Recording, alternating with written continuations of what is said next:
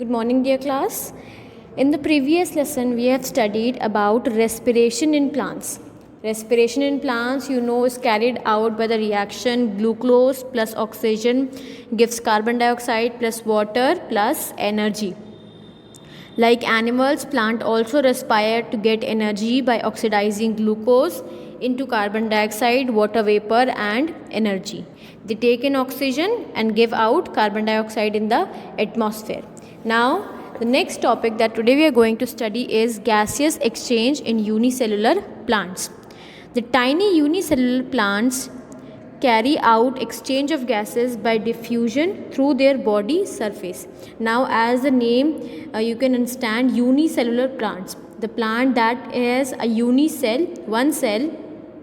How does gases exchange takes place in such plant? That we'll study in this paragraph.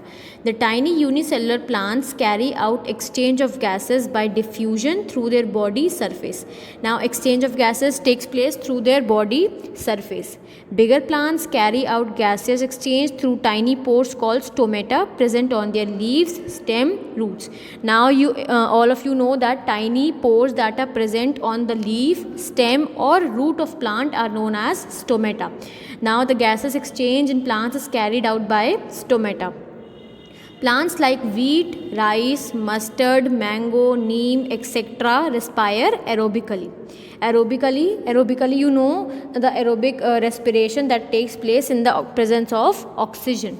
Plants like yeast, fungi respire anaerobically. Anaerobically, the respiration that takes place in absence of oxygen. So plants like wheat, rice, mustard, mango, neem respire aerobically in presence of oxygen, and plants like yeast and fungi respire anaerobically, that is in absence of oxygen. Now, in this first topic is exchange of gases through leaves. How does exchange of gases takes place through leaves?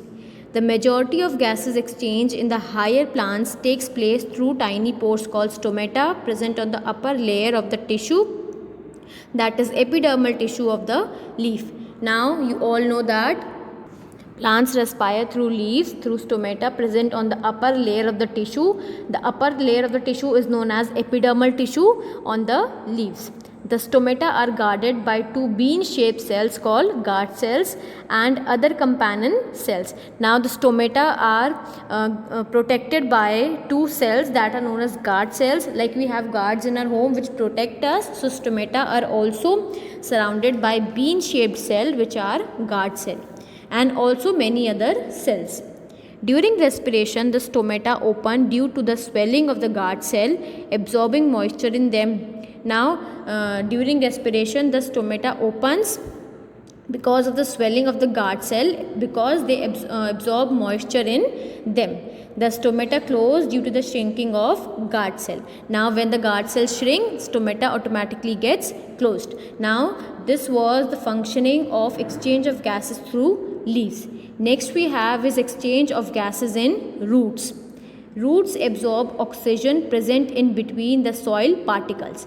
Now, there are very tiny pores between the soil.